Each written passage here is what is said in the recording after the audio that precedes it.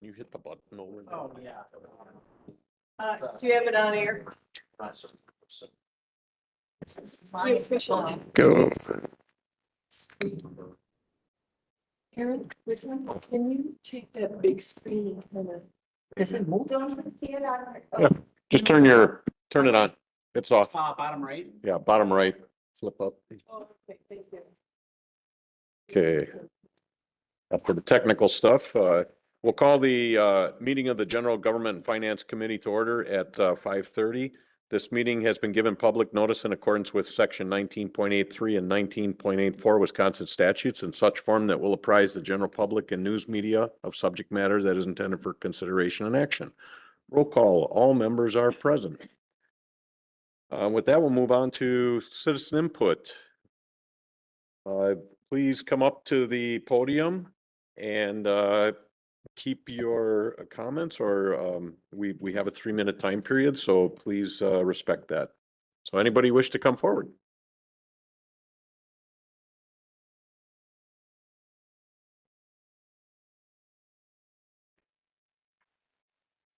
All right, Melanie Smythe, N140W17938 Cedar Lane.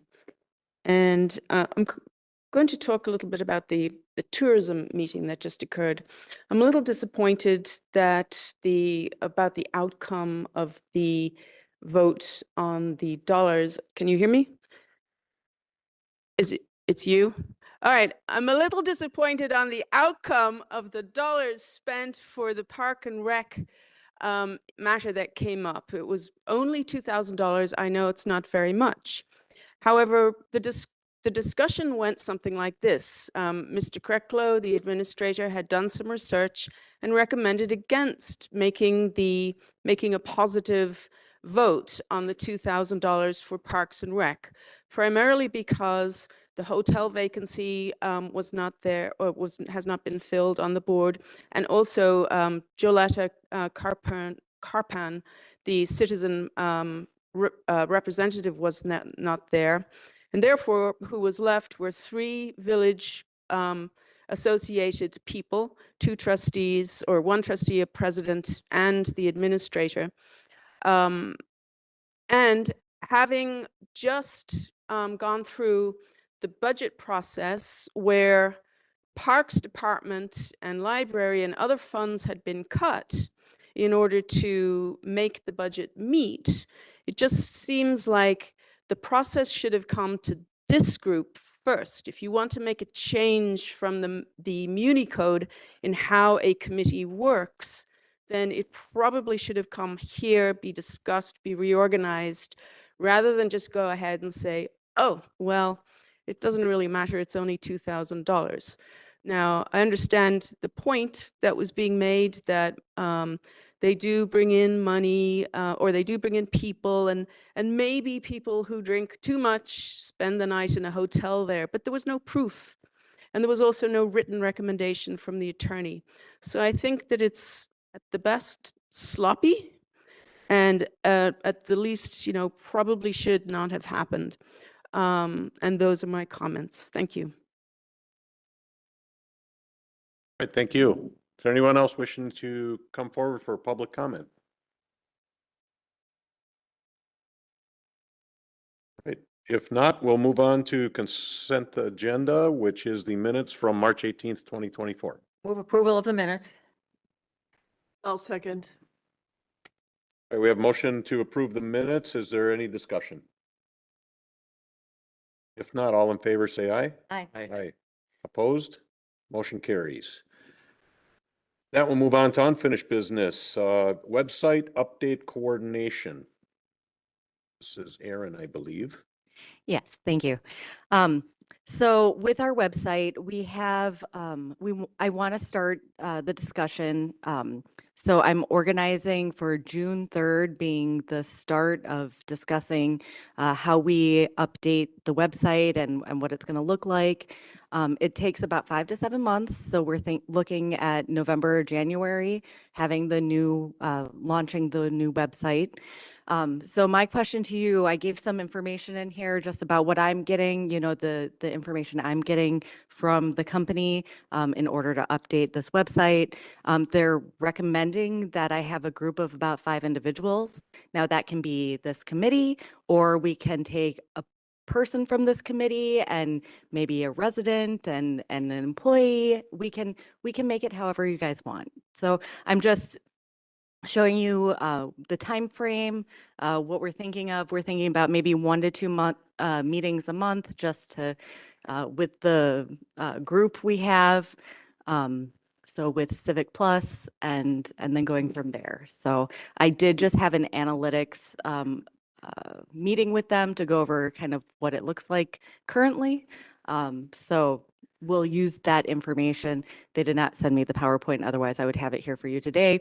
But it's very similar to some of the statistics that are in this 2023 report about our website. So so not much has changed, and I'll go over some of that when I'm going over this report. But Committee, you got any suggestions? What do you need from us tonight, I guess is my question. I just need a decision about how you want this committee created so that I Okay. can go forward and then. And is that something for us, or does that go then before the village board, because it affects the entire village, including all the board members? To me, I would Guess it not could. mind. This falls under seeing- GGF, but. Okay, Yeah. Yeah, I think, I mean, either the. so if we say we only want village board people, other people, like our village president might say, no, I want the input of community people. I mean, that's. I my would like- listen to him if he wants to have input. That's what I'm just saying. But we do have also, just remember though, we do have input from community people because we did have that survey that went out. And so we have that data that we can Yeah. use when thinking about how to restructure this. So. I personally would not mind having a person from our community involved who has Yeah, some background I in agree. this. I think it'd be a really Yeah. good idea. I agree. I think we should have somebody from the community on the board for designing the website with someone probably from this committee. And then it starts here and then we make a recommendation and then it goes to the village board, correct? Anyway, at the end of the day. Is that how you're seeing it? I don't know if I would take it to the village board. I would want this Just group here. to be the Okay. decision-making group. Okay, that's fine. How many are you But- looking at for the Five. committee? 5? About 5, yeah. 5, and then internal staff would be how many of that? Uh, like- well, myself and maybe one other. Okay. Would that be 2 of the 5? Yeah. Okay. 5, all right. And then a community representative, Representative. and then 2 Some- other people that might have some interest in that. I don't know the Maybe somebody- backgrounds of everyone. I know I don't. I don't have personally I don't time really people. have any in marketing and that. Yeah. Besides, the mechanics of a website, that's Yeah. as far as I go. But as far as the design layout, that type of thing. It's more just having somebody there who sees the vision of the Mhm. community and can, see I- what we're doing and how we're doing it. Yes. I'm sorry. Go ahead. To me, what's more important is the navigation once you get this thing set. I mean, I think the firm that you use, I'm familiar with them, obviously. Pick a couple beautiful pictures and you've got a really beautiful website, but it's the navigation and how easy that is. And that's where really our residents come in more than us. I'm probably a bad person for it because I can never find my way anywhere on our website. Seriously. I mean, so you probably don't want me on the committee. Somebody smarter than me for sure.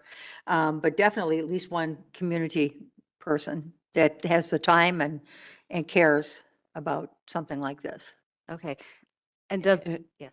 Oh, And I use the website a lot, and I wouldn't mind giving you some input. I've worked with other websites. I mean, other villages' websites. I go and see what they're doing, and I have some recommendations for where we should look and use that as a template at least. As far as the mechanics, I don't know, but they've got a platform anyway. And they said that you'll just be able to upload everything that you have and do it seamlessly. And that's what the video said, that no matter whatever program that or format that you pick, Correct. the content will stay the same. Correct. And so I think some of the content needs to be updated and there's duplication. So getting the website cleaned up and then uploading it would be great. So that's I wouldn't You're a mind. volunteer. I don't mind Yeah, I think that volunteering. would be fine. Sure, sure. I do it. And then perhaps you could, if you can send an email out or a notice out looking for someone to give citizen website input. And maybe it's a citizen that comes here all the time or, Go to the chamber, so maybe I'll yeah, reach out or to the chamber. Joletta and. Yeah, She can put it on her More website as well. experience. Would that give you 5 then? that would make one, we'd need one more. So the No, makeup of it the- would Yeah, be one more. if it was, Aaron, are you going to be on it, right? Aaron? Aaron and somebody else, Yep. a citizen, Yep, and you. Four. that's four. four, oh yeah. So the makeup of this committee will change a little bit after tonight, at least if it's approved, and Jolene will be coming on. She might be a fit for that as well. Time, If you have the time. time. Yeah. Right, and that's a time Yeah, constraint. that's, And I can definitely have somebody else from the village as well. I mean. Yeah, I that would be think, fine. Yeah. and you might get two different resources if you send out a notice and then if the chamber sends out a notice. It's not necessarily all the same people. And you're representing us, so that's Right. good. Yeah. Okay, Okay. Is that good? Enough direction? that sounds great. Thank you. Yeah.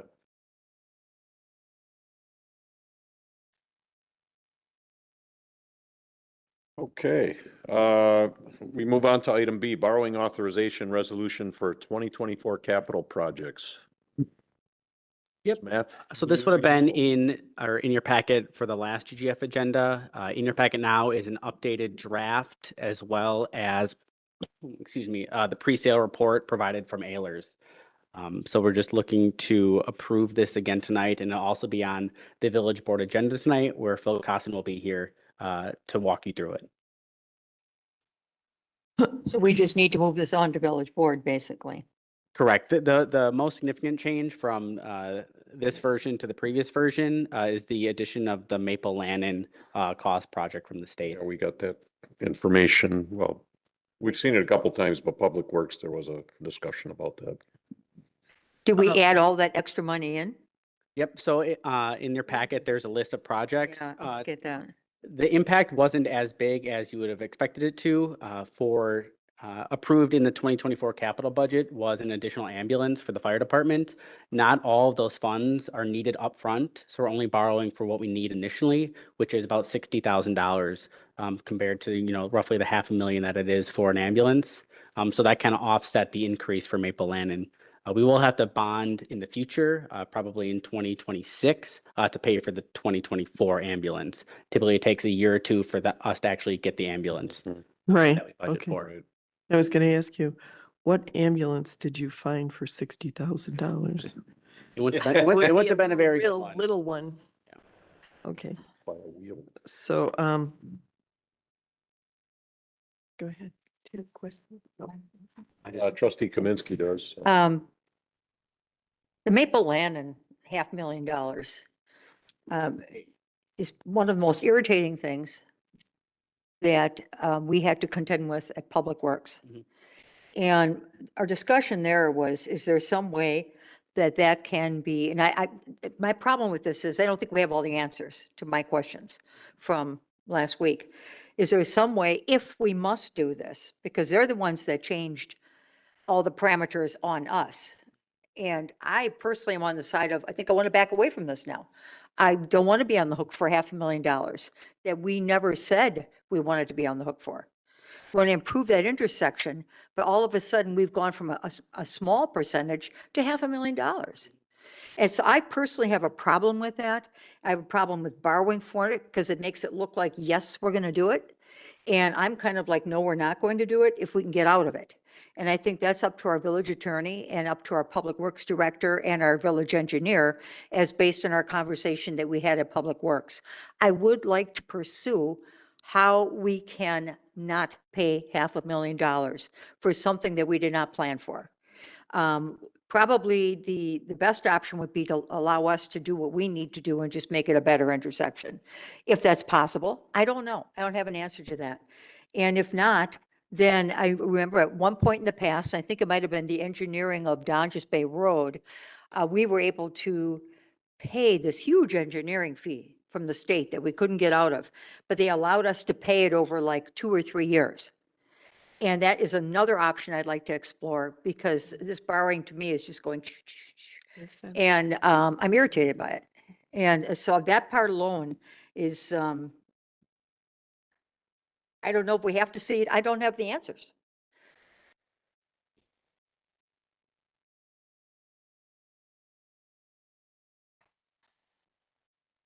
So I can provide just a little update from the last Public Works meeting. I did reach out to the state to ask some of those questions, like, is there a way that we could pay this over time? And how do you account for, the increase from the estimate that was done in mid 2023 to the bid amount being $250,000 more? And don't you have some sort of threshold where you would notify the municipality and say, hey, we just want to make sure you have the funding for this because this isn't what we talked about. I haven't heard back yet, but as soon as I do, we'll be able to share that information. And then we had an initial conversation with the village attorney last week, Friday as well. So I guess my question to you, Matt, thank you, Matt. My question is how do we approve this if we're not going to need that whole 500,000? Because you don't want to borrow more than you need. We have to do this borrowing tonight. We're actually pretty late in the, Are we? oh yeah, normally we do this like in March. Is this an authorization for up to, or is this would be the full bond borrowing? The full bond. Yeah. It So, would be the full bond borrowing. One thought is that we could pay for the ambulance upfront, and we do get a slight discount on that. I don't know the dollar amount, so we could borrow the $500,000 and use it either for the ambulance or for Maple Lannon. That is one option, because we could pay for the ambulance upfront. Historically, we haven't done that. what's the full price of the ambulance? I was just I gonna. see the 60 in the capital budget. I know it's a lot more than that. I think it's 515. It's north of 500,000. Okay, that's potentially acceptable. Steve wants to. But we, Well, actually, and Matthew came up with a good proposal. I was just gonna point out that these are notes and not bonds, so there is flexibility that if the board passes the authorization, we would issue the amount of notes as specified in the resolution, but then you would have the flexibility if you wanted to use it for the ambulance, if you wanted to balance out the borrowing. We could see how much it would cost us to make the improvements ourselves. If it doesn't reach $500,000, then we could reprogram that into roads or to Okay. other things. So you do have flexibility Okay, within that dollar amount to reprogram it for other purposes if you'd like. okay, that's satisfactory for me. And then hopefully between our village attorney and you and our public works director, we can try to reach some resolution with the state. And I just need to have an answer of how the state thinks they can get away with something like this. That's the answer I want to hear, either at the next village board meeting or public works meeting. 'Cause to me, it's absolutely ridiculous, and I don't think there's a single person in this community that wouldn't agree with that. Trustee Jan Miller. yeah, thanks for the update. I'm not real happy with borrowing this amount. I think it's over the top and one of the problems I have is we don't have an audit update. We're not getting a number. I don't know. Well, in the past, we've had the administrator tell us that we're going to have a surplus and then it didn't happen. But we don't have any indication if we're in a surplus situation for 2023 or a deficit. And that makes me crazy. And was it last year, Rick, that we used the general fund 3 million for, Yeah, instead of borrowing last year, we used the general fund reserves to do the financing Right. in lieu of the borrowing. Borrowing, Correct. right. That was approved with the whole Public Works. right? building. And is that even an option, Matt? No, Or- that would yeah. put us below the Yeah. the threshold That's percentage. what I thought. Just double checking. Ooh. Okay. Trustee Kaminsky. I think, yes, $3 million is a lot to borrow. Don't forget 500,000 of that was just strapped on by the state. If you took that away, it would be pretty much normally what we've been, close to what we've been in the last few years. I mean, inflation has taken its toll on a lot of this too. But let's just look down this. I mean, what would you take out? Data processing, you need the switches and access points. Police department, they need squad cars for their new employees. Burn tower, how many years can we say we're not going to do anything on that? Ambulance replacement, we know we need. Station paging system, you want your calls answered, you want things to happen. Your patrol truck purchase, our oldest patrol truck, we tried to retire. I think it's not until they're like 15, 18, 20 years old. So we need the patrol truck. And if you lose your place on that, if you lose your place on purchasing those trucks, then you're behind the 8 ball and you're not getting the plowing done as the community expands. Asphalt paving program for 1.5, that's normal. I wouldn't touch that. The construction message center, that's part of that, as well as communicating with the community as to what we're doing. Then my favorite, the Maple Lannon, I mean, that can go. Kinderberg Women's Restroom, have you been in there in the last 2 years? We need that. Fireman's small restroom roof, always nice to have a roof on a restroom. Haupt roofing, 40,000. We have to keep up our historic things. And truck replacement, that's, again, keeping up for Public Works. You have to do these things. And then the articulating loader, I think that everybody did a good job of explaining why we need that at Public Works twice at this point, because of its versatility, and you don't want to be leasing that equipment. So, I mean, we get to 3.1, and if I took out the 500, we'd be right where I would anticipate we would be. So I am totally, I guess, not enthusiastically, but I'm on board with this borrowing, and I'll make a motion to accept, we need the resolution to send us on To send it on to To the village village board. board with a positive approval. positive approval. I'll second that. We have a motion to move this to the village board with a positive recommendation. We've had a lot of discussion. Any further discussion? We're going to have more at village board. Trustee Jan Miller.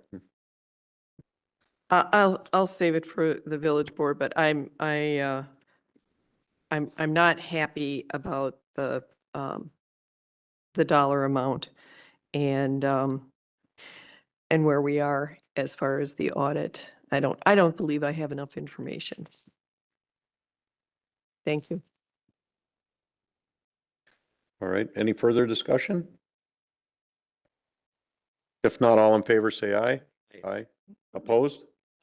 One opposed, and this will be on the village board tonight with a positive recommendation. I'm just going to take a moment here to welcome Boy Scout Troop 165. Is that correct? Great. Welcome, guys. Thanks for attending our meeting. I hope we don't make it too boring.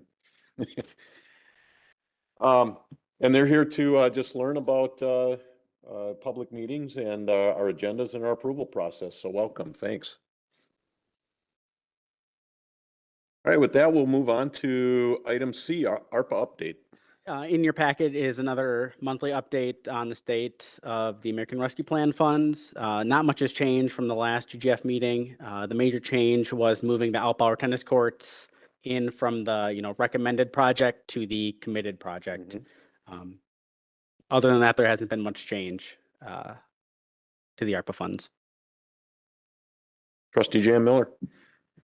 I'm looking at this allocation of the second page, remaining funds request.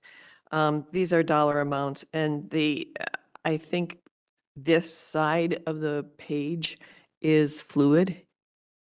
Is this something that can be altered if we have to? Correct. Anything on the second page would be brought before either general government and finance, Okay. public works, depending on the contract, to Sure. be approved. Okay. Correct. I appreciate that. Thank you.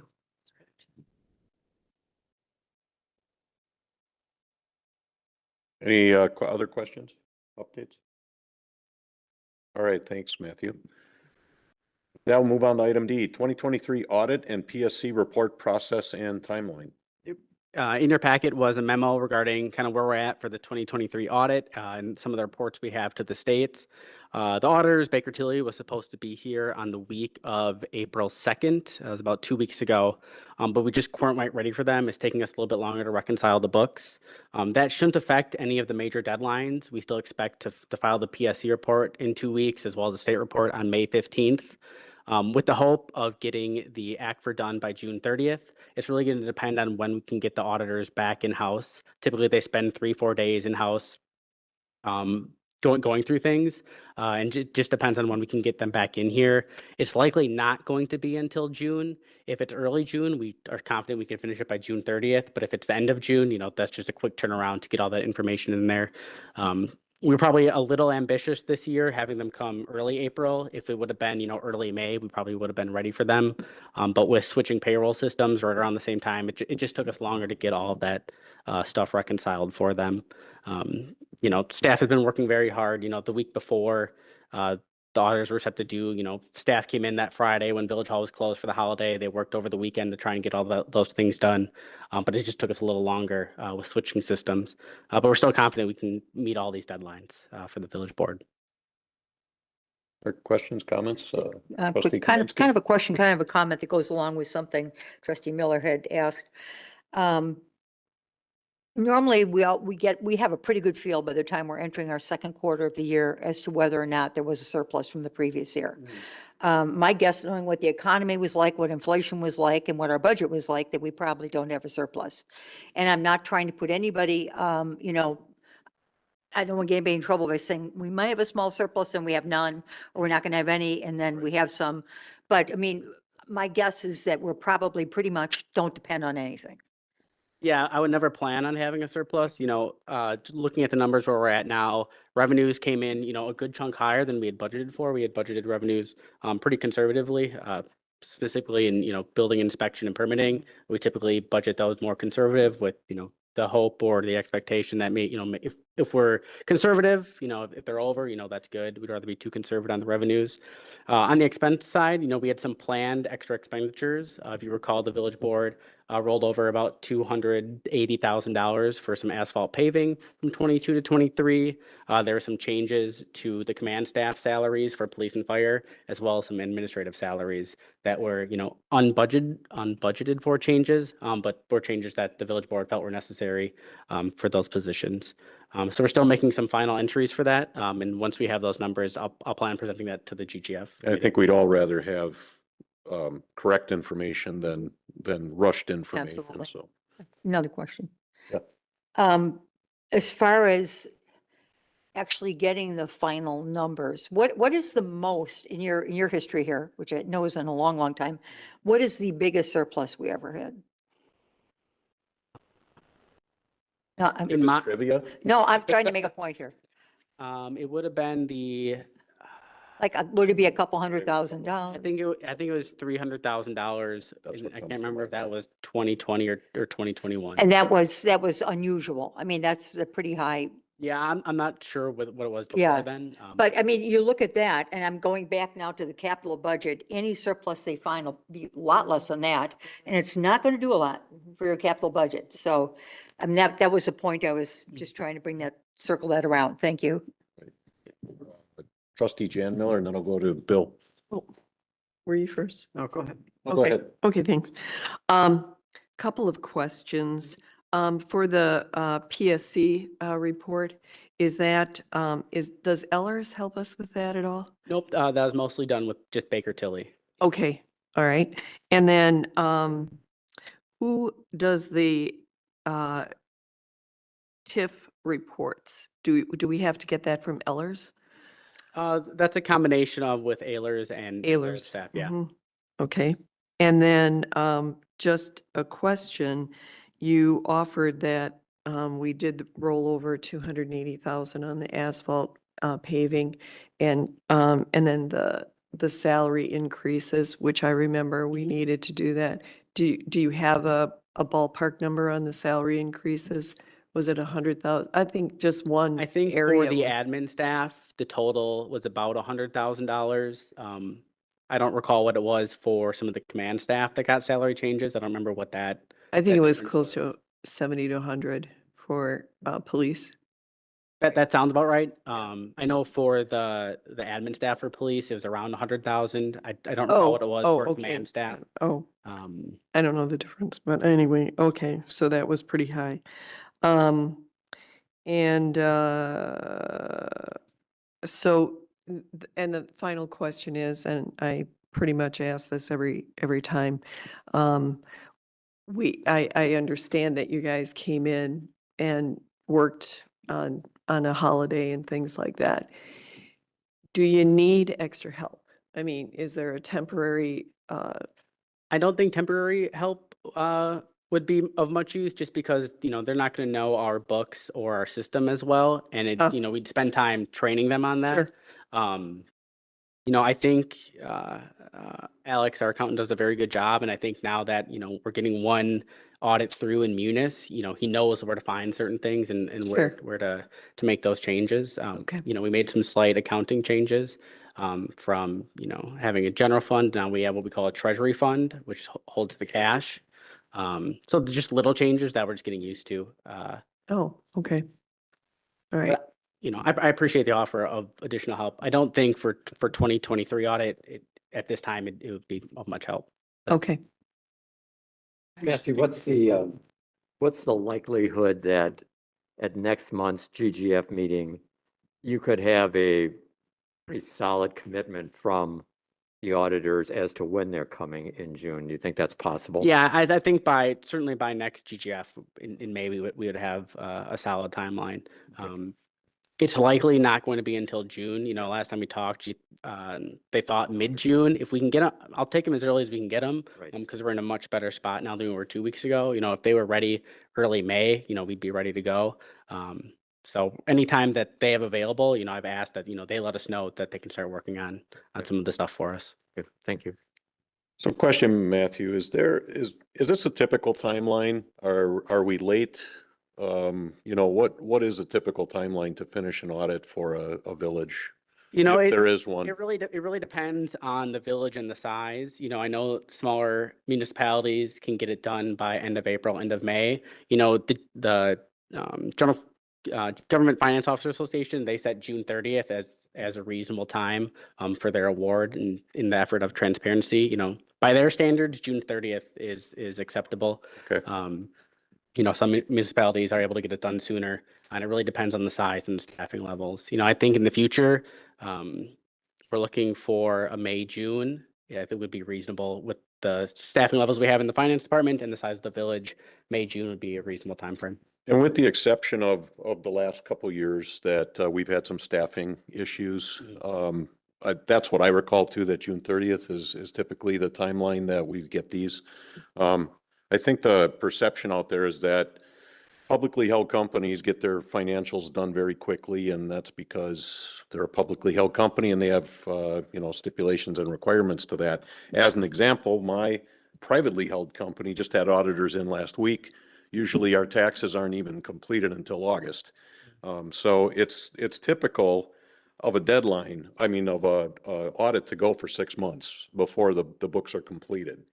And that's my opinion, but I think that's typical of what I see.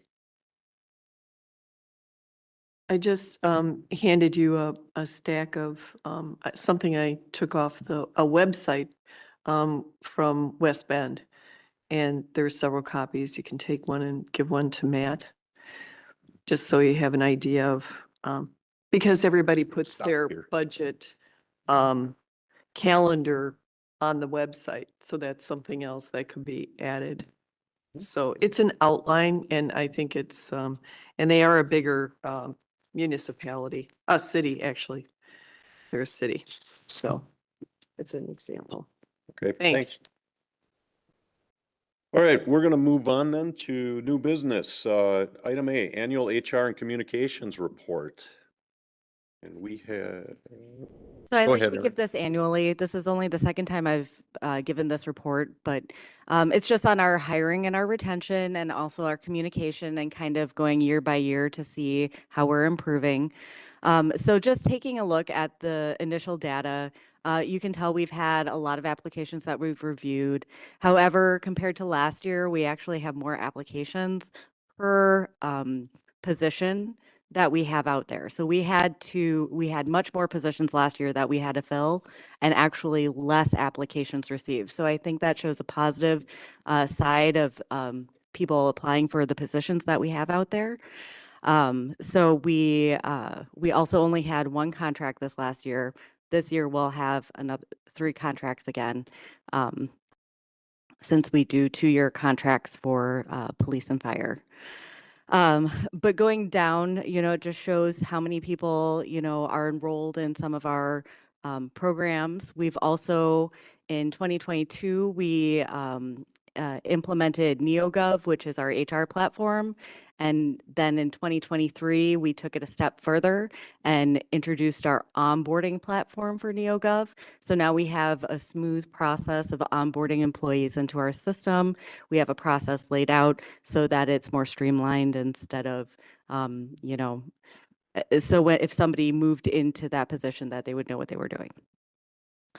Going from there, we've had less family medical leave events in 2023, but we had more workers' comp claims that we had to work on. So we do work on that annually, just so you know. We do meet, the directors meet and go over the workers' comp claims. And so we try as an organization to decrease those if we see an increase in workers' comp claims.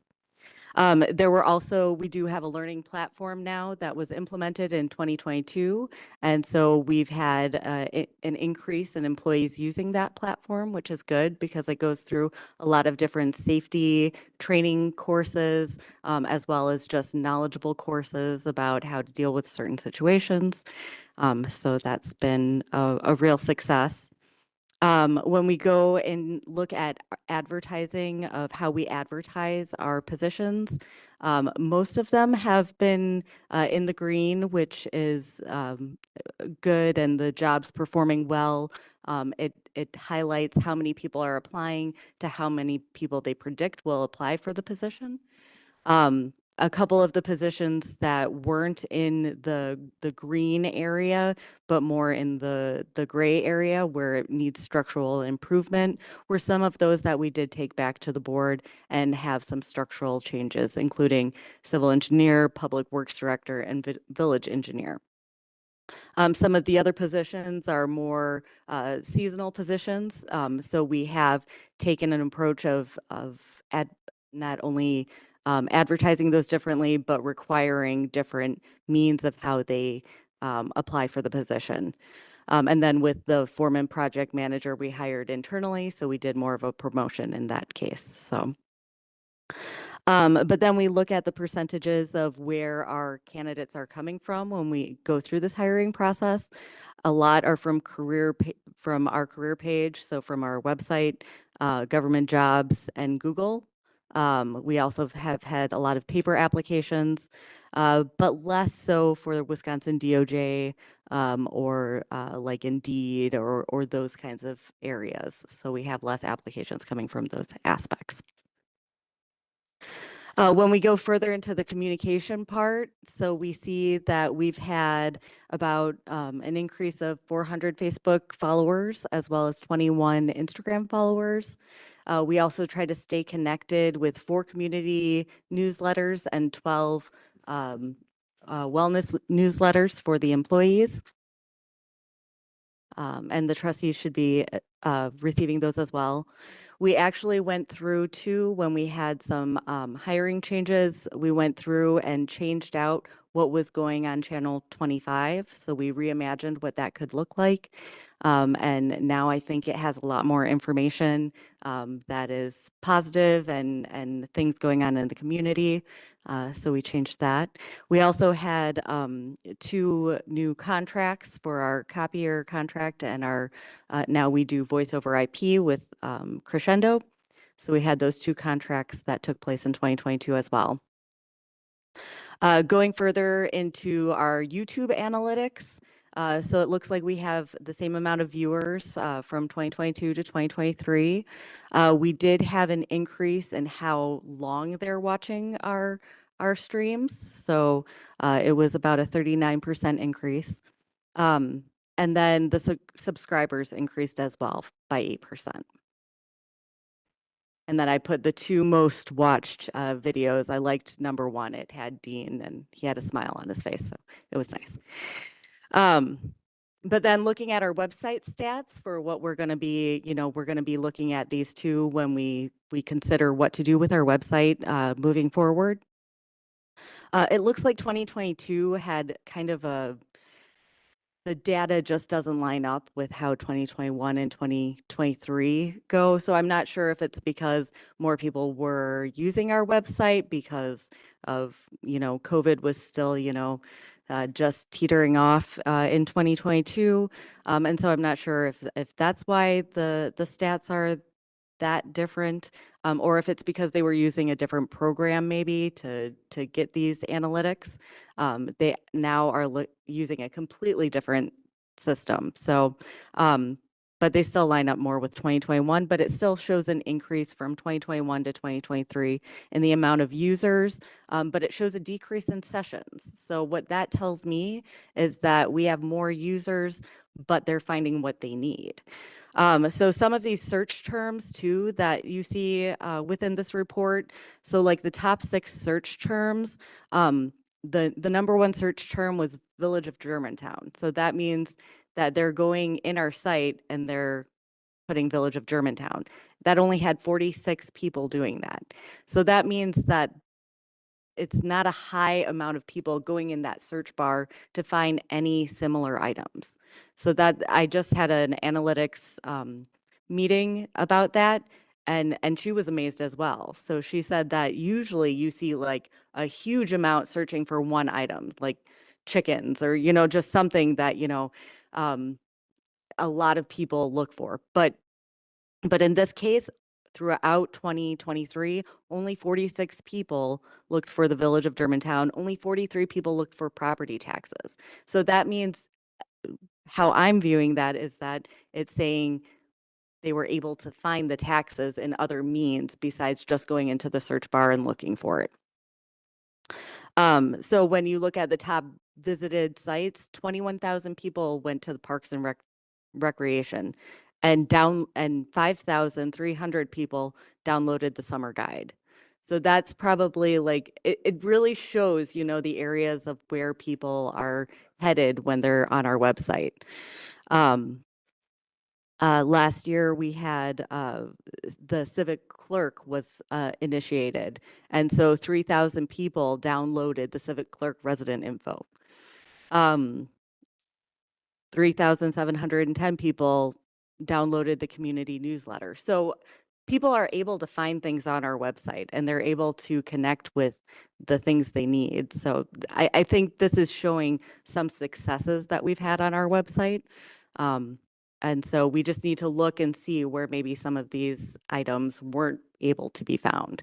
So maybe you see 28 people put in just permits. So maybe we make that more accessible. 32 people just entered the words public hearing notice. So these are some of the things that we're going to look at when we consider how we're going to redesign some aspects of our website. And then I put some successes that we had, just cleaning up the notify me list, implementing the civic clerk, and training the department to handle their own web pages, and then upgrading the equipment to improve the quality of Channel 25. So those were just some other things that happened. But if there are things that are not within this report that the committee would like to see, please let me know, because I just want to make this beneficial to the committee in general. Thanks. Two questions. Number one, on the communication part of it, is there a metric for live viewing on that? I would have to look deeper into it. This was the metric that I saw when I went there. I didn't see a Okay. huge, it didn't look like you could run a ton of reports, but I could look further into that. Yeah, and is this the YouTube? The YouTube one? Yeah. Mhm. Yep. Yep. So We do this, have some that would come on the WebEx as well, but I know several people who watch the YouTube live stream as well. So Mhm. I was just curious as to if that's included in that number, so it must be, yeah. Yes, it is. Okay. These are all the views for the videos that are on our YouTube channel. So this is for 2023 alone. We had, our videos got 6,434 views. The other thing that's somewhat telling to me is that the webpage view between mobile and desktop is almost identical. And I think that, as you start developing a new page, we have to keep in mind what, that visibility on a mobile app, because it's going to skew that way even more Yep. as time goes on. Yep. So. And there are ways too on the website where you can change your web page and you can see what it would look like in both versions, both mobile and computer based, so that you can make sure that it, translates easily. Tablet people, you're very slow. Nobody uses their tablets, I guess. Okay, other questions or comments? Trustee Jan Miller. Just a quick question. Where is this is channel, your videos, and then is WebEx a separate thing or is it combined with something else? WebEx viewers. Oh yeah, I did not do that. We have not had very many WebEx. Yeah, views, is there so a I metric? didn't- There's probably not even a metric on there. I didn't think that would probably give us much. I mean, I can definitely see if I can run a report on that, but I'd be interested to see if people watch it live on just from WebEx. what I've seen in the past year, I have not seen very many people, if any. So then is Channel 25 and WebEx about the same? Channel 25 and WebEx. To watch a Go meeting? to watch. Yeah, I don't have stats for Channel 25. okay. I've reached out to Spectrum to see if I can get those, but No. I have not heard anything, so. All right. Thanks. Yes, you're welcome. Great, thanks. Anything else? Great, thank you, Aaron. That was a nice report. We'll move on to the health insurance 2023 report. And with that, we have Carmen Winkleman, right, from R&R Insurance. That's correct. I'm Carmen Winkleman, R&R Insurance, and I think, are you bringing that up, Aaron? Okay, Aaron's going to bring up the PowerPoint that we put together for you tonight.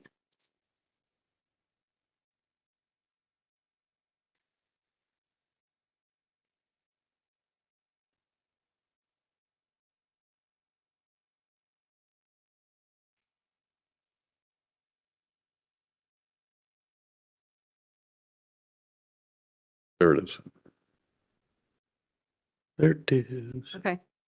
So we're going to go through some data regarding 23 and 24 information regarding the health plan and how we're looking at the trends and how the health plan is working today. So obviously we're self-funded. So we're going to look at the trend and we're going to look at the large claims history, wellness, and then just kind of sum it up at the end. So here's going to be the trends in the large claims. Your trends, as we have through the past couple years, we have updated this. Last February, we were here again to kind of give you an idea what the trends were, how your plan is going. So that top line is going to be basically kind of a fully insured trend of 9% through the years, because typically 9% is what trend is through a fully insured product. And what the bottom is going to be your expected. and what your maximum costs are. So as you can see, the last couple years through the plan and through some things we've been doing through wellness, your trend is actually going way down, right?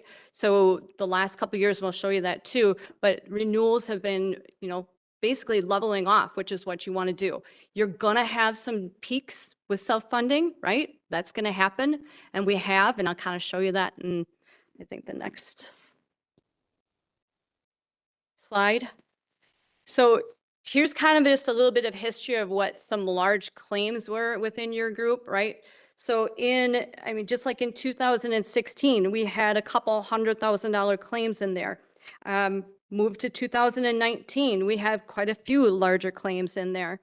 In 2022, we had a really high claimant that was in there. That claimant is no longer on your plan. In 2023, we have a high-cost medication that's on there, that's been on your plan for a while.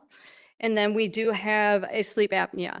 But as you can see, we're not hitting those high trends, which is great. We're at a peak where we're going to be coming down. If we can keep those coming down, your plan is going to have better reserves and better trends and better renewals as they come. Okay. Your claim history.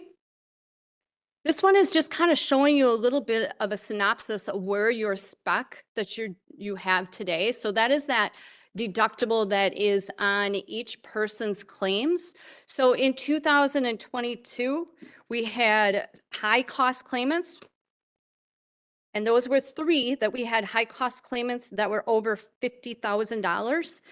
And then in 2023, we only had the 2.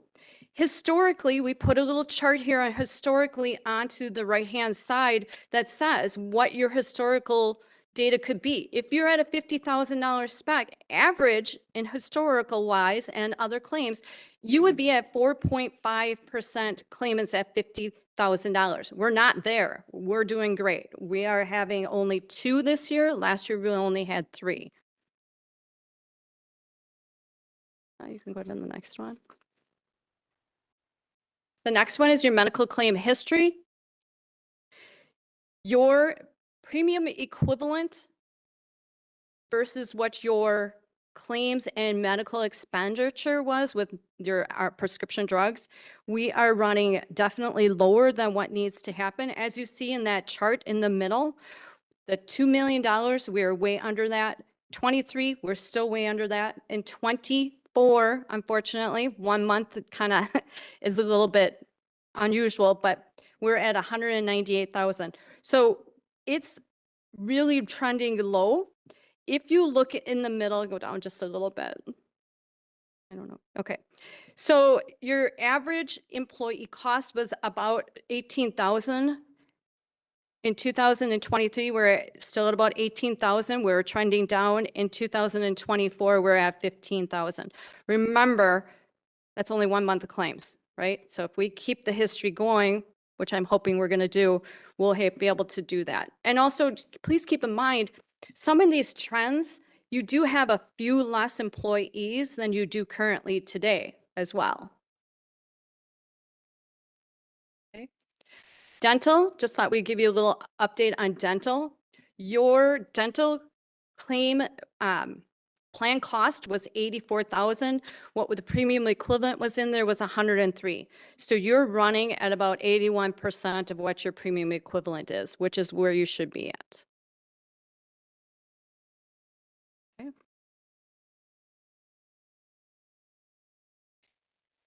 Prescription drugs. Prescription drugs are going to be something that is going to be coming up in the next couple of years. I mean, everybody's hearing about it, right? Everybody knows what's going to be happening.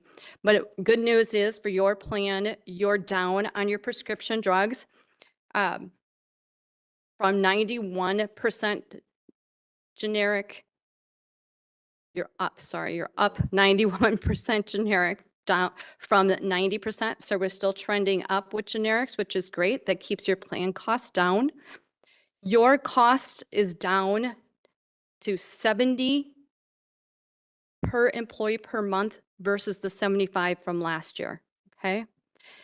The average, there is that one high cost claim in there, right? That I said the med.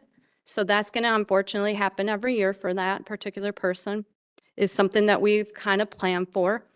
Your prescription drug normal with Optum Rx. So Optum Rx's actual trend and their per employee PM is $132.67. You're at $70.66. We're way under what Optum's trend is, which is running really great.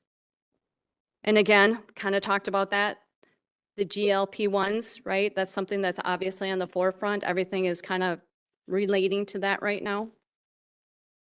Wellness, just want to give a shout out to Erin and their team.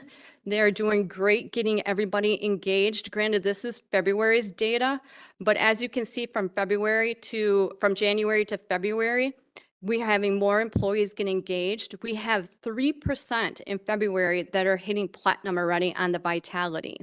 So as you may remember, we were with Go365. Humana unfortunately went out of the market. We had to find another product. This product is called Vitality, which is pretty much exactly the same thing. A couple new little nuances and things that employees can do on there, but it is trending the same way. So we already have 3% of the population on platinum. So they're doing what they should be doing. We have more employees getting out of that bronze into the silver. I think last year, what did we only have one person? Did we even have one person last year that didn't meet the criteria? A couple that didn't hit the silver status, but otherwise they're pretty much, we're having everybody meet that silver status. So just to kind of summarize what's been happening with your health plan. So in 2021, we were with Oxyant. Oxyant was your third-party administrator before we moved to UMR. Their administration fee was $20.75. Their discounts were only 40%. Prescription claims were 321,000. Your medical claims were 1.5 million. That renewal that was going into 2022 was 13%. We moved to UMR in 2022, and when we moved, we got a -2%. That particular year, the administration fee is $11.97. We have 60% discounts now on your medical claims. Your prescription drugs, as you can see, have definitely reduced by moving to Optum Rx.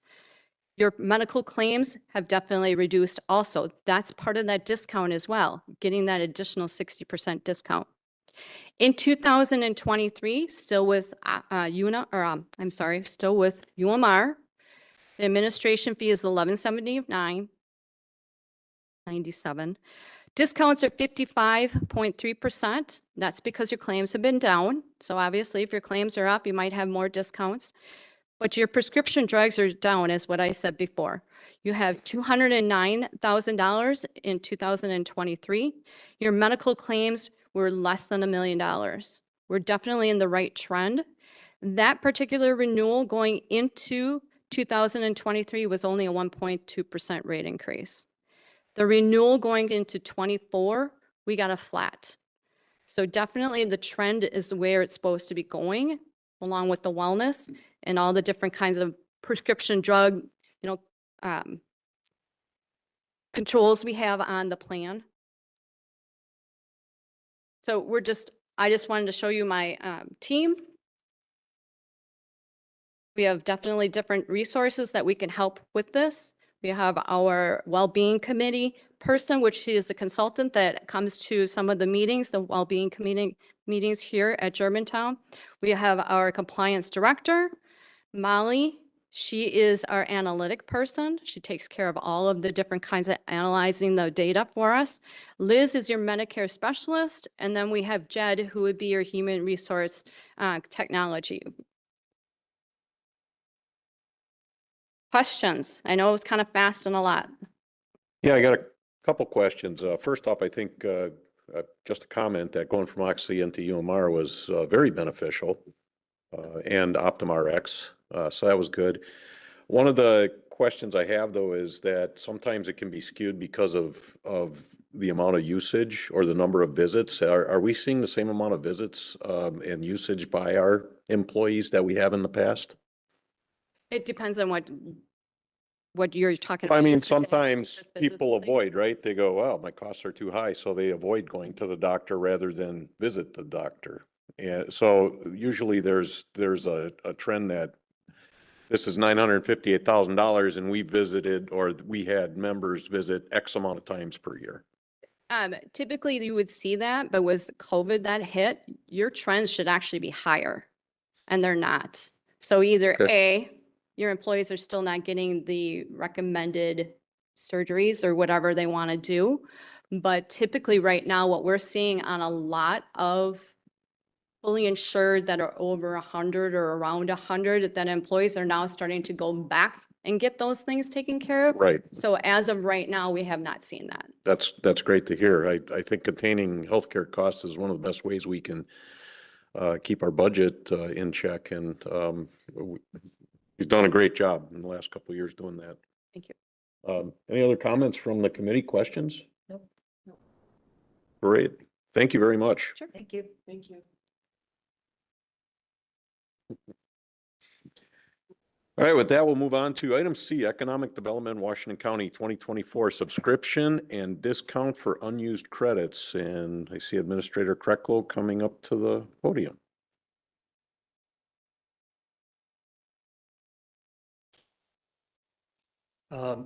As I think you're all aware, the village has for at least 7 years now, since I've been with here, entering into a subscription agreement each year with Economic Development Washington County.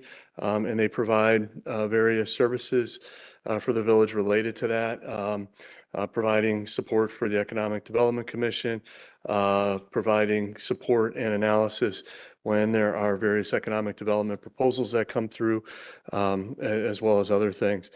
The cost for the subscription, if we remain at the same level that we've been at the last few years, they offer various levels, and the difference is the amount of hours that basically you're purchasing would be $10,566.66. That's approximately what was included by the board in the 2024 budget. So that is a budgeted expense. So requesting approval for that this evening. And then also one change that Economic Development Washington County is making to the subscription agreement is to allow communities to allow us, if we don't use all of our credits to the hours that they've in essence were purchasing, we could use those as a discount for next year's subscription. And if we end up finding we need to use more in any given year, that we'd be able to purchase those. I guess the two items that I'd ask for approval of are the approval of the agreement at a cost of $10,566.66 and approval of the modification to the subscription agreement. I'll make a motion to approve the subscription at $10,566.66. And we need the proposed modification to the hours. Oh, for the- and along with the proposed modification of hours. Do I have a second? I'll second it to put it out there. Mhm. All right, we have a motion and a second. Trustee Kaminsky. This is something we've done every year for how long, Steve? Way before your time. It's gone up in cost over the years from like 5,000 or 6,000 up to where it is now. I guess my question is, a couple of questions. If you have 60, is one credit 1 hour? Is that how they do the credit thing? I never saw that before. Not exactly. It depends on what types of services are being provided. But I would say roughly, but it's not exactly 1 hour.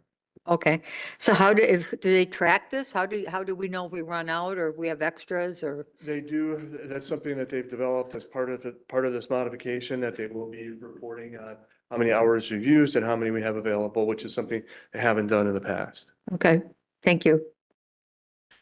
And if I recall, we've used this in a couple different areas. Number one, they can provide financial assistance to a company that is looking to move into our area.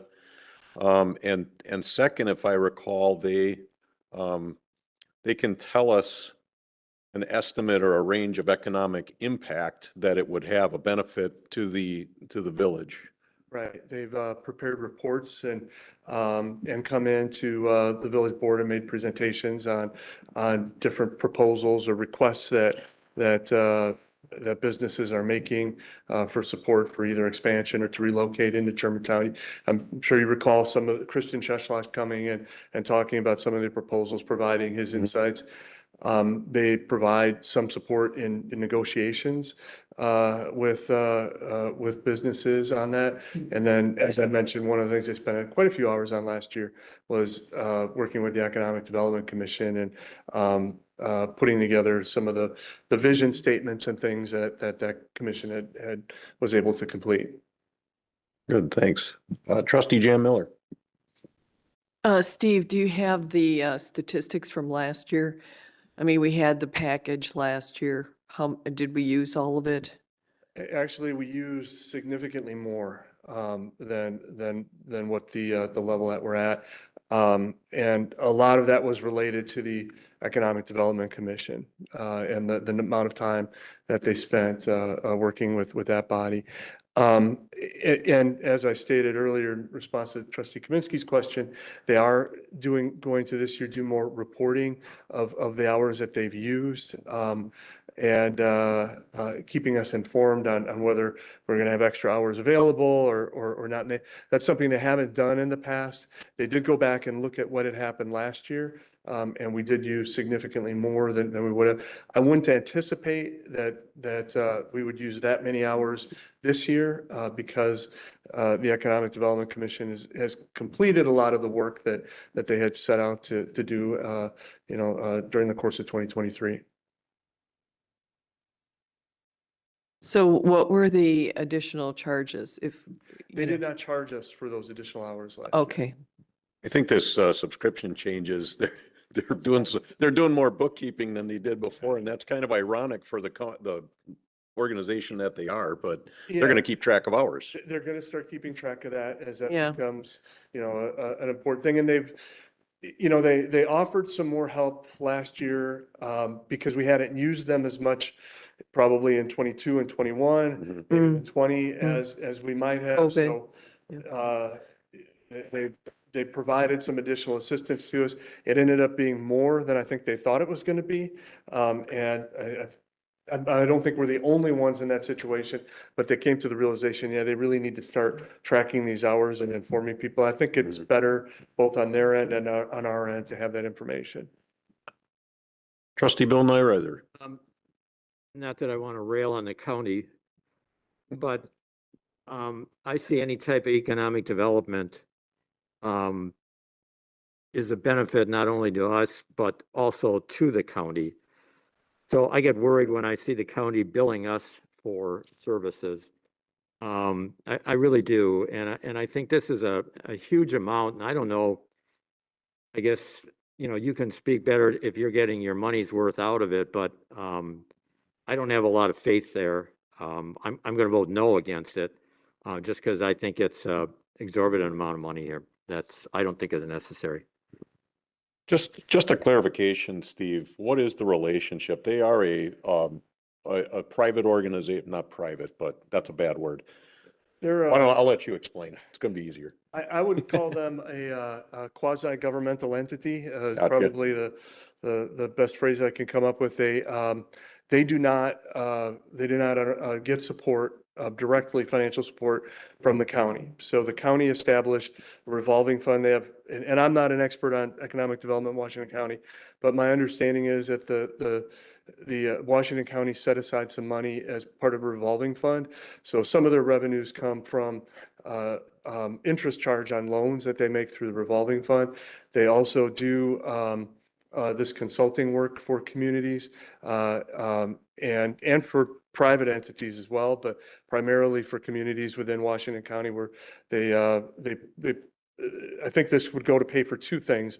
One is their staff time. And I would say, in my opinion, their staff does have a high level of expertise on some areas in economic development that we don't have here in the village. And that is a value. And I think if we were to go out for an RFP with this, we would be paying significantly more per hour than what we are. The other thing that we get access to through Economic Development Washington County are some of the databases and resources that they subscribe to. Where if each one of the communities was subscribing independently to that, it would cost us significantly more. And as an example of that, if you recall, last year we were having some discussions with a medical technology firm that was looking at sites, including one in Germantown. And Economic Development Washington County was able to get through one of their subscriptions data on labor force statistics that we would not have had access to. And they were able to provide that both to the village and to the company that was looking at relocation. And that happens, fairly frequently when there are conversations going through and working with companies that might be looking to locate or expand here. That's just one example, but I could probably think of 3 or 4 just from last year where they provided that type of data. And I think if we had purchased that independently of the subscription, we would have ended up paying more than the $10,000. And Bill, to your point, yes. I mean, the county definitely benefits from all of this. Yeah. Trustee Jan Miller. Yeah, I agree with Bill. I think it's a little too close. You could, if it's never been done before, we don't have, to your point, an economic development person on staff. The other thing is there are other independent people that might have a bigger stretch of just knowledge. They may know more things about what's happening in the rest of the state. So I wouldn't hesitate to look outside of EDWC. All right, Trustee Kaminsky. I'll try to respond to part of that. First of all, I don't care what's happening in the rest of the state. I care what's happening in Germantown for our tax base. And in my history here, Christian Cheslock is very smart. He is very good at what he does. He's been on that job probably for, I would say 14 years, perhaps, and highly respected by every CEO that's any company in West Bend and Hartford. He does a really good job. And back before, maybe Rick was on the board then, if you go back about 8, 9 years, Christian Cheslock was extreme, and this organization was very instrumental in helping us fill up a business park when the economy was way down. And they brought us candidates, and they negotiated with these candidates, and they helped us fill that park and make us successful. He has that ability. Not only does he have the knowledge, and not only is he a good communicator, but he has so many feelers out that we could never have. And if you wanted to hire somebody yourself, even as a consultant, it's going to cost you 2-3 times this amount of money for far less skill set. The real important thing is that he knows Washington County inside and out. And we're a big part of that. He can really help us. I have no problem supporting him at this level at all. I think it's a value. I tend to agree with Terry. And second thing that Steve said is that there is some cost sharing here because they have the capability of providing us information that not every community around then has to purchase on their own. Whereas if you use an outside service, chances are you'll be paying for that in the fees. This has been a benefit for Germantown for many, many years, and I want to continue on with it. Any other comments? This wouldn't go to village board, right? This is our jurisdiction. This would only need committee approval. Okay, with that, we'll vote. All in favor, say aye. Aye. Opposed? No. 2-2, so motion fails. Correct. All right. Thank you. With that, we'll move on to letter of engagement for bond counsel services with Griggs Law Office LLC. And this is my item as well. We talked earlier this evening about the authorization for the 2024 bond issuance. As part of that, we do have Attorney Thomas Griggs, who's been the village bond counsel for quite some time, and he provides legal services related to the issuance of the debt. The letter of engagement of the bond counsel for this particular issuance would be at a cost not to exceed $12,250. And that's consistent with what we paid in the past. And I think a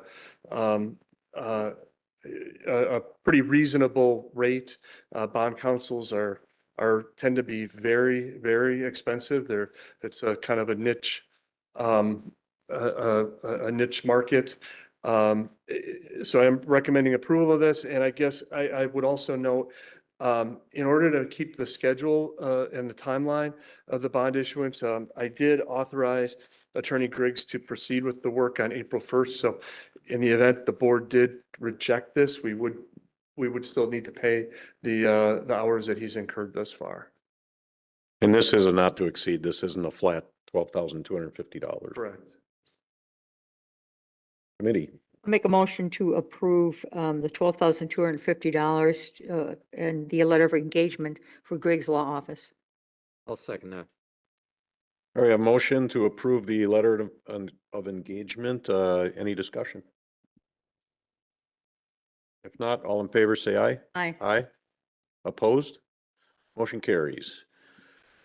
Thank you. With that, we'll move on to item E, contract with Porta-John for 2024.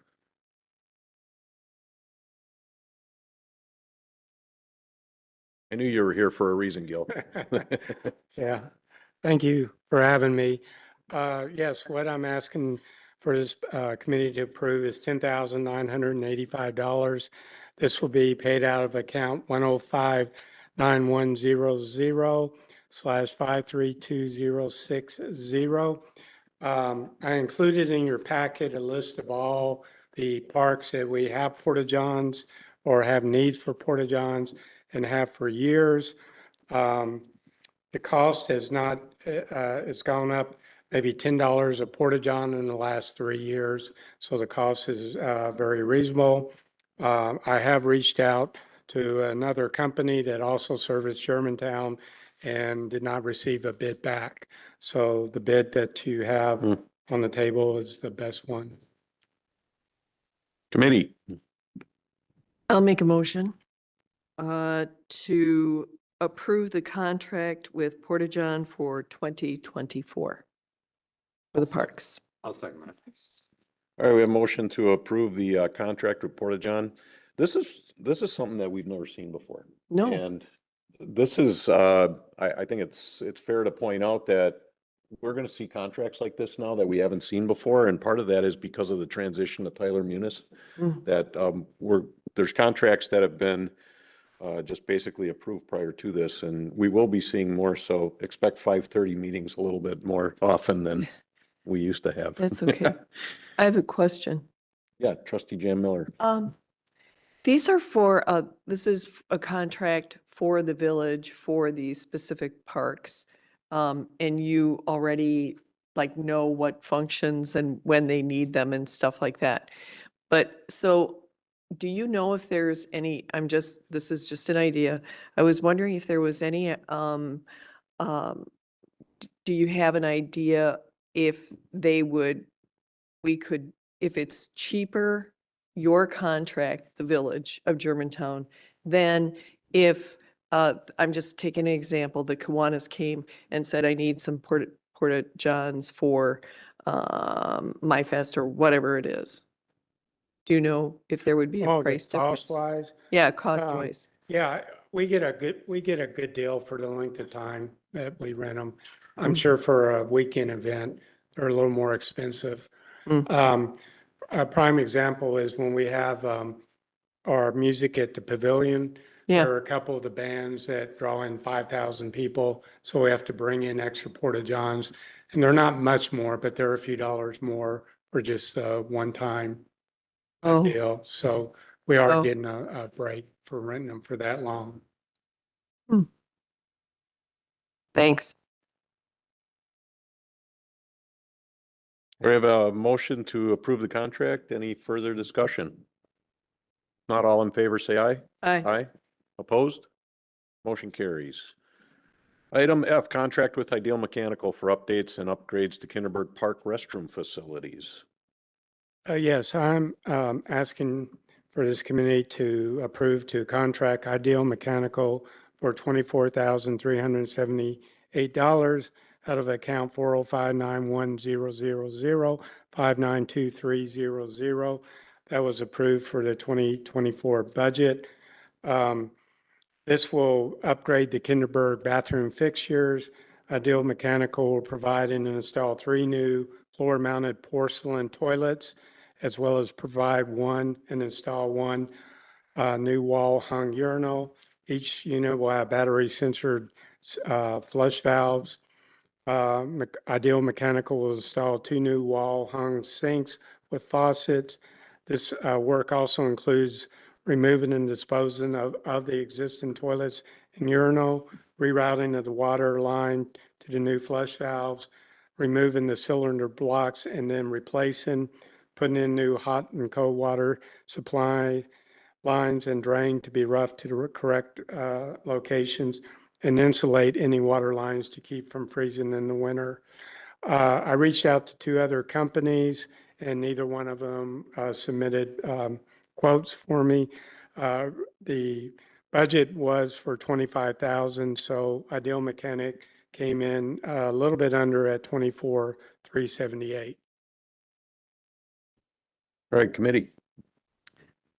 Trustee Bill Nyrather. One question, who on staff, and not that I'm picking on you, but who on staff also looked at these plans as to what needs to be done? I work with DPW on Okay, this. that's what I was looking for. Thank you. All right, committee. Motion?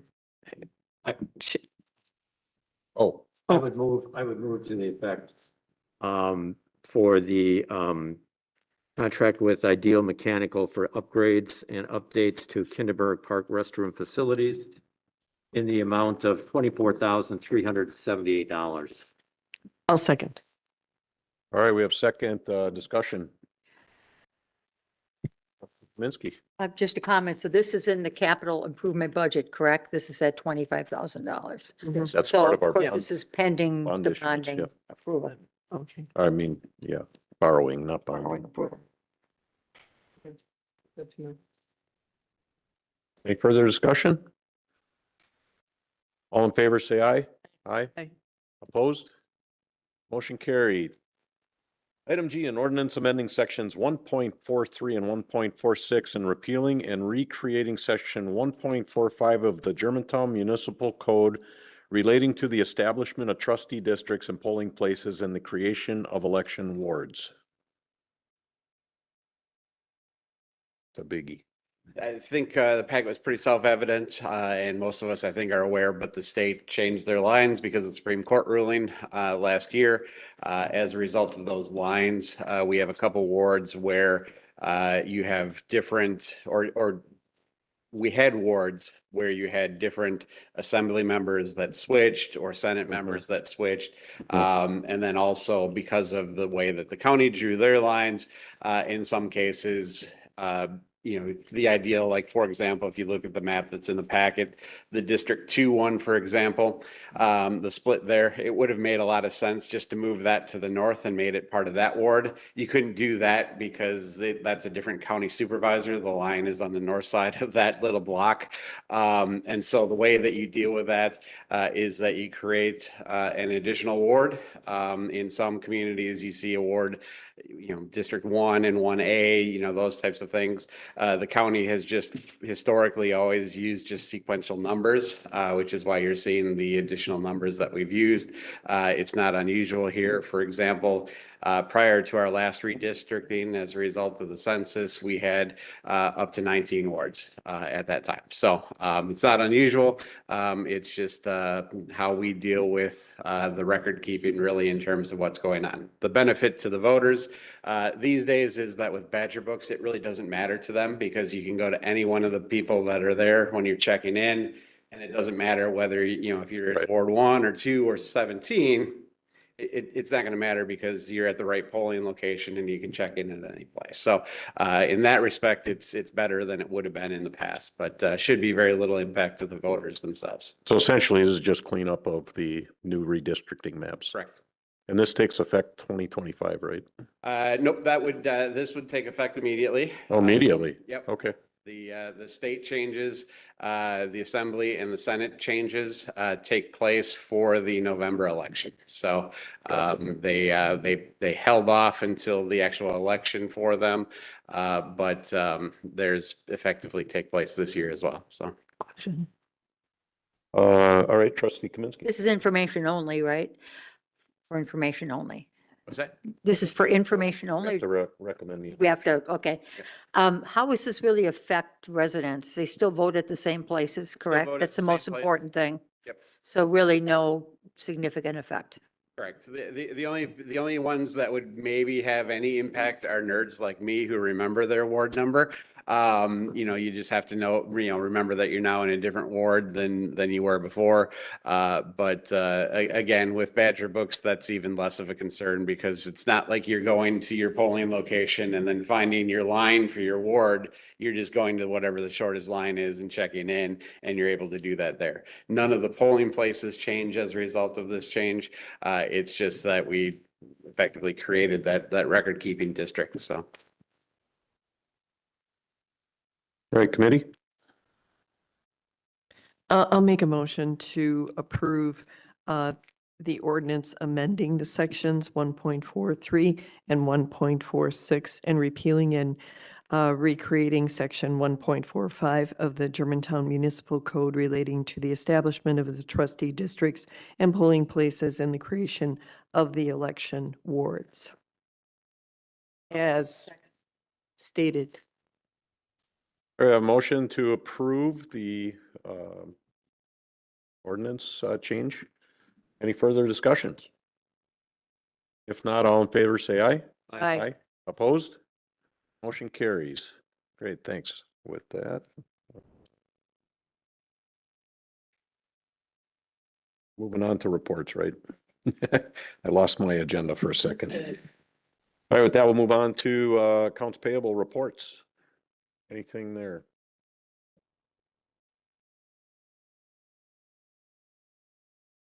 All right, budget to actual report. Any questions there? Any comments? Nothing? I just have a question. Yeah. I'm going to make a general question.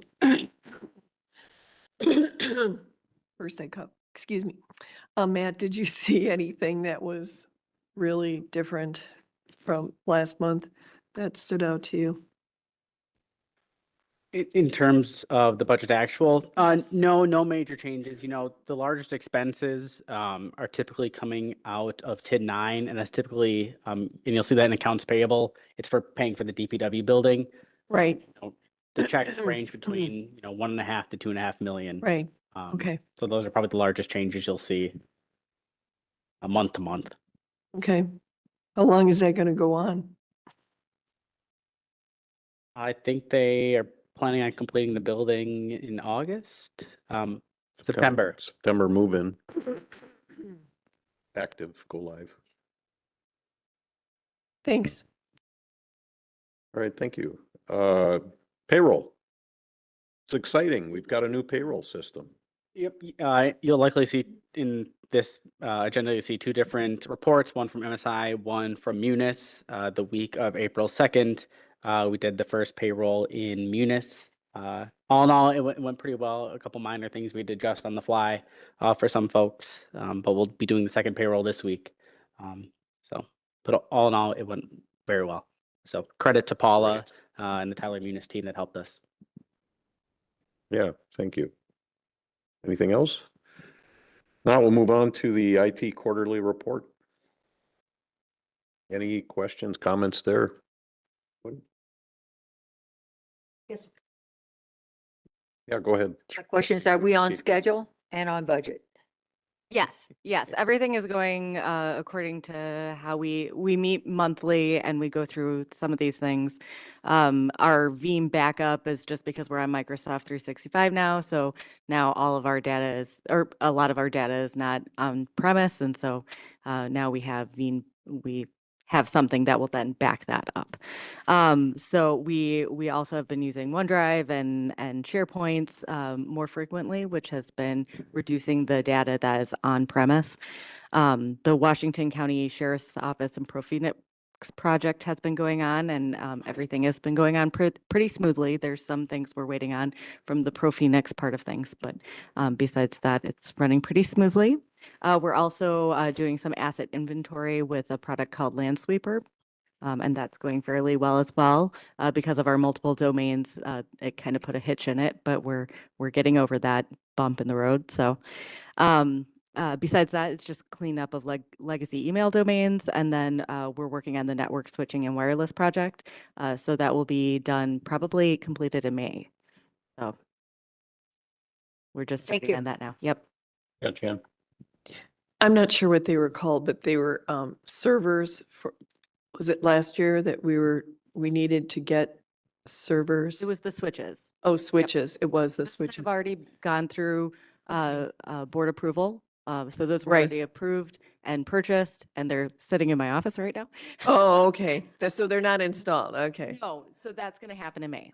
Okay. Yep, so Okay. that we've The been switches. planning with the Okay. chiefs and all of that is going smoothly. So Okay. Thank you very much. Good news. you're welcome. All right, thank you.